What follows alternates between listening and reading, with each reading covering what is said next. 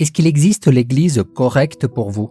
Dans la vidéo d'aujourd'hui, je vais vous montrer comment choisir la bonne église, ou plutôt l'église idéale. Cette église où vous vous nourrirez de la parole et où vous grandirez spirituellement sans être trompé et sans être extorqué. Parce qu'aujourd'hui, c'est très difficile de trouver quelque chose qu'autrefois était si simple à trouver. Autrefois, on disait aux gens simplement de se rendre dans l'église la plus proche de leur domicile ou simplement dans l'église où ils se sentaient le mieux. Mais aujourd'hui, malheureusement, beaucoup d'églises peuvent vous faire vous sentir mieux, mais elles vous égareront et vous mèneront hors du chemin du salut, parce qu'elles prêchent quelque chose qui n'est pas dans la parole de Dieu. C'est pourquoi nous devons donc être très prudents. Alors je vais maintenant vous montrer quelques critères que l'église idéale devrait avoir. D'accord? À la fin de cette vidéo, laissez-nous votre commentaire et dites-nous ce qui vous semble important dans le choix d'une église. Mais avant de commencer, abonnez-vous gratuitement à notre chaîne et cliquez sur le bouton like maintenant pour ne pas oublier à la fin. Activez aussi cette petite cloche de notification qui s'affiche à côté. Comme ça, vous serez toujours averti des nouvelles vidéos. Nous profitons ce moment pour remercier spécialement à chacun de nos frères et sœurs qui nous soutiennent par le bouton rejoindre. Que notre Seigneur puisse multiplier dans votre vie cette semence que vous faites dans notre travail.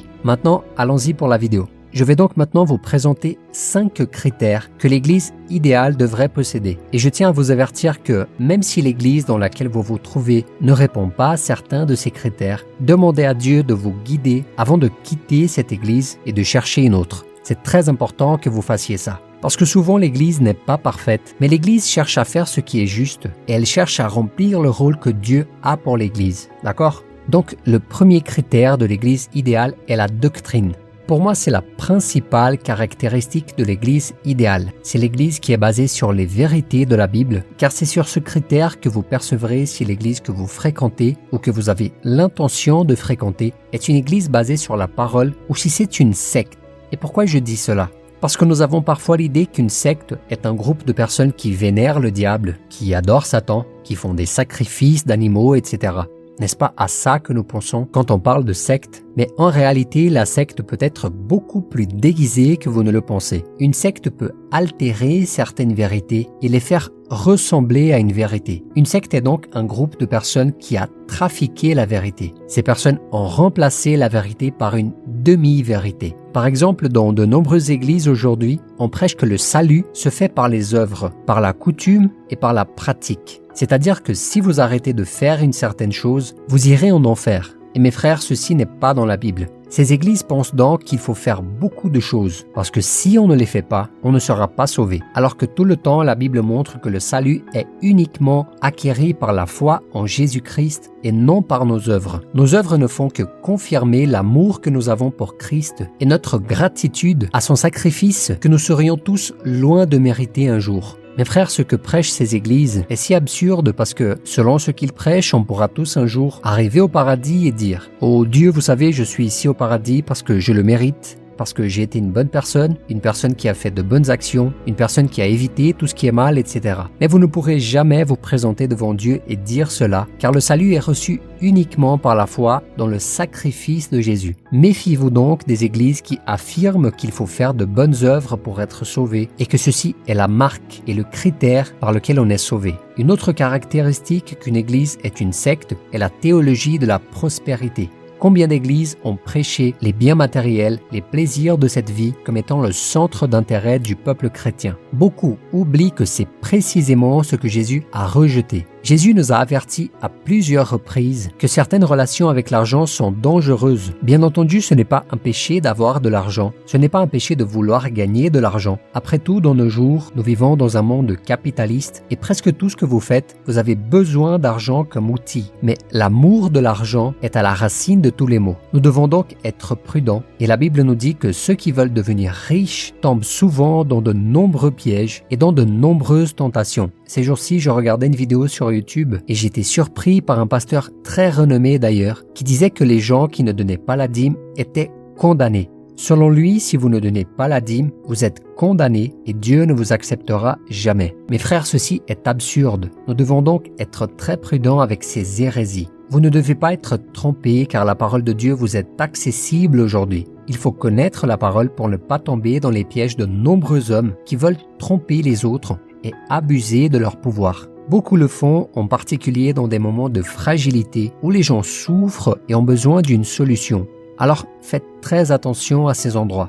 Le deuxième critère à analyser pour savoir si une église est une église qui vaut la peine de fréquenter, est le leadership. Je ne dis pas qu'il faut chercher le pasteur parfait, car personne n'est parfait. Moi-même, je ne suis pas parfait. Il se peut parfaitement qu'un jour, je dise quelque chose ici dans une vidéo qui peut vous frustrer, et sachez que cela est très normal, car je ne suis qu'un homme. Alors comprenez que votre foi sera ébranlée si vous mettez votre confiance en l'homme. Mais sachez aussi que vous devez rechercher dans le pasteur de votre église qu'il ait un certain standard, qu'il soit un homme de Dieu, qu'on puisse faire confiance. Je vais vous lire les caractéristiques que la Bible exige qu'un pasteur doit avoir. Il faut donc que le responsable soit irréprochable, fidèle à sa femme, sobre, réfléchi, réglé dans sa conduite, hospitalier, capable d'enseigner.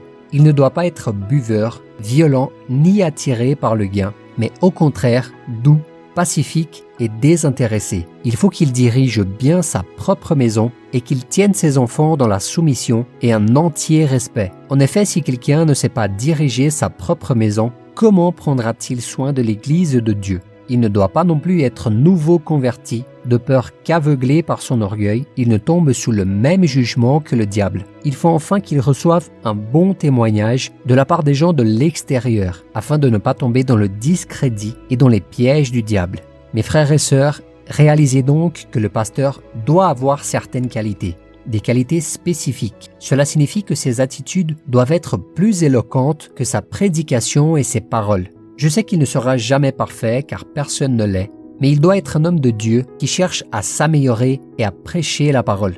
Nous devrions donc être prudents avec les églises qui placent déjà des personnes nouvelles converties à la tête des églises. Comme nous venons de le lire, il ne peut pas s'agir d'un converti de fraîche date, car sinon il pourrait s'enorgueillir et se croire meilleur que les autres. Il est donc important qu'il ait un temps d'expérience dans son parcours avec le Seigneur. Gardez donc un œil sur les qualités dont je vous ai parlé. D'accord? Le troisième critère à observer est l'organisation.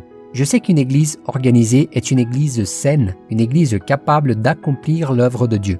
Et qu'est-ce que je veux dire par là?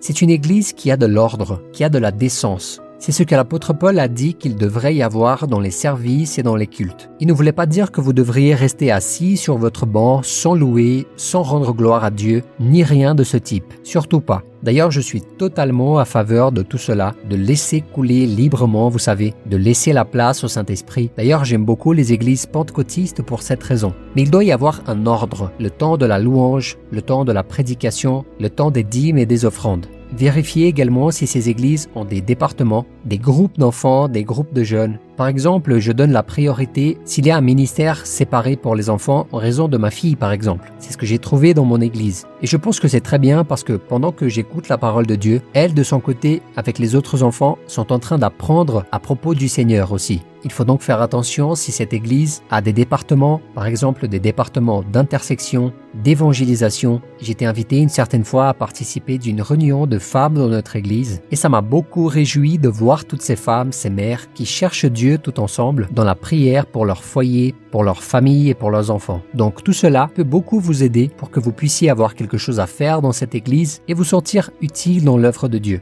D'accord ? Et maintenant, le quatrième critère qu'il faut analyser, c'est la réceptivité. En d'autres termes, c'est grâce à ce critère qu'on mesurera l'amour de cette église. C'est en analysant cela que vous verrez si cette église est réceptive ou pas. Il y a des églises où vous allez et les gens ne se saluent même pas à la fin du culte. À la fin du service et du culte, tout le monde vous ignore, surtout si vous êtes une personne un peu plus simple et qui n'a pas trop de ressources. Il y a des églises qui donnent la priorité aux personnes plus riches, aux personnes qui sont mieux habillées. Il faut donc être prudent avec ces églises, d'accord ? Lisons ensemble quelques versets du chapitre 2 de Jacques. Mes frères et sœurs, que votre foi en notre glorieux Seigneur Jésus-Christ soit libre de tout favoritisme. Supposez en effet qu'entre dans votre assemblée un homme portant un anneau d'or et des habits somptueux, et qu'entre aussi un pauvre aux habits crasseux. Si vous tournez les regards vers celui qui porte les habits somptueux pour lui dire « Toi, assieds-toi ici à cette place d'honneur », et que vous disiez au pauvre « Toi, tiens-toi debout », ou bien « Assis-toi par terre à mes pieds ». Ne faites pas vous en vous-même une distinction et ne devenez-vous pas des juges au mauvais raisonnement, Faites donc très attention à cette église que vous souhaitez visiter et regardez si elle ne traite pas tout le monde de la même manière. Malheureusement, de nombreux dirigeants donnent la priorité aux membres qui sont plus aisés, à ceux qui ont les moyens de payer la dîme, vous savez, et ils finissent par mépriser les plus pauvres, qui finissent par n'avoir aucune chance et n'occupent jamais des postes de direction dans cette église. Faites donc attention que cette église que vous cherchez soit une église réceptive, aimante, chaleureuse, où les gens vous soutiendront et vous aideront. Comme je l'ai dit au début, je sais qu'il n'existe pas d'église parfaite, mais il y a des églises qui veulent s'améliorer, qui veulent aimer de plus en plus les gens et accueillir ceux qui sont dans le besoin. D'accord ? Et enfin, le dernier critère que l'église doit avoir est une vision. En d'autres termes, cette église doit avoir un but, faute de quoi elle ne répondra pas à l'appel de Dieu et perdra son sens. Il faut donc que cette église ait un ministère orienté par exemple vers les missions, ou qu'elle finance les missions, ou qu'elle ait des missionnaires et qu'elle envoie ses missionnaires. Prêtez très attention à ce détail, car l'église qui reste centrée sur elle-même est une église qui s'est parfois éloignée de son but. Et il y a beaucoup d'églises qui se réunissent juste pour le plaisir et juste pour le côté social, qui se réunissent pour faire des barbecues, des thés ou des jeux juste pour s'amuser. Je ne dis pas que c'est mal de se réunir pour s'amuser une fois de temps en temps, mais quand il s'agit de parler de mission par exemple, vous ne voyez jamais cette église demander une offrande spécifique pour cette cause. Vous ne voyez jamais une priorité donnée à cela. Vous comprenez ? En d'autres termes, il s'agit d'une église qui est déjà enfermée dans sa propre bulle, dans son petit monde, et si c'est le cas, vous devriez vous en méfier. L'église doit avoir une vision de l'évangélisation, de la croissance du royaume, pour que d'autres personnes puissent connaître le salut que Jésus-Christ a pour elles. Amen. Ceux-ci ont été les 5 critères que je voulais transmettre et je comprends que si vous n'allez qu'une seule fois dans une église, vous serez incapable d'analyser effectivement tous ces critères en un simple clin d'œil. Il faut donc passer du temps à l'église pour pouvoir tout comprendre d'une manière plus complète. Passez donc 2, 3 ou même 6 mois dans cet endroit et ce n'est qu'à ce moment-là où vous saurez vraiment à quoi ressemble cette église. C'est pourquoi vous devriez également chercher à vous impliquer dans les activités, à rencontrer plus de gens, à parler aux leaders, vous savez. Je ne dis pas qu'il faut chercher une église uniquement pour vous servir. Comprenez que lorsque vous allez au culte, vous n'avez pas à rechercher à savoir si le pasteur vous donnera un culte béni ou s'il prêchera des paroles qui vous plairont. Surtout pas. C'est vous qui devez adorer et offrir votre culte au Seigneur. Et c'est souvent là le problème. Nous ne préparons pas nos cœurs et à cause de ça, nous pensons que l'église est froide, que la prédication a été mauvaise, que la louange a été terrible. Mais nous ne nous sommes pas consacrés à l'adoration de Dieu ce jour-là. J'espère donc que vous avez apprécié ces critères que je vous ai préparés ici. Mais avant de suivre quoi que ce soit que je vous ai dit, priez et demandez au Seigneur de vous guider. Lorsque je suis allé pour la première fois dans mon église, j'ai demandé à Dieu de m'apporter la paix dans mon cœur pour que je puisse aimer cet endroit, aimer ces gens et cet environnement. Et j'ai effectivement ressenti cette paix. J'y suis allé et je suis resté jusqu'aujourd'hui. Il y a bientôt 10 ans maintenant. J'espère donc que vous trouverez la bonne église, une église avec des défauts certainement, mais une église qui cherche à s'améliorer et qui a toujours les yeux tournés vers notre Seigneur Jésus-Christ avant quoi que ce soit. Et je sais qu'il faut aussi veiller à ne pas sauter d'une branche à l'autre, vous savez. Beaucoup de gens trouvent des défauts dans une église et vont immédiatement vers une autre et une autre et une autre. Difficilement une personne comme ça s'établira dans une église car elle ne regarde que les défauts. Essayez donc de voir ce qu'il y a de bien dans l'église et de vous concentrer sur ces qualités-là, sur ces points positifs que vous pouvez aussi voir, d'accord ? Si vous avez aimé cette vidéo, partagez-la maintenant dans vos groupes avec vos amis et votre famille. N'oubliez pas de cliquer sur le bouton like maintenant et de laisser votre commentaire avec votre expérience sur le choix d'une église. Regardez aussi ces autres vidéos que nous laissons en recommandation pour vous. Que Dieu vous bénisse. Je vous attends dans la prochaine vidéo.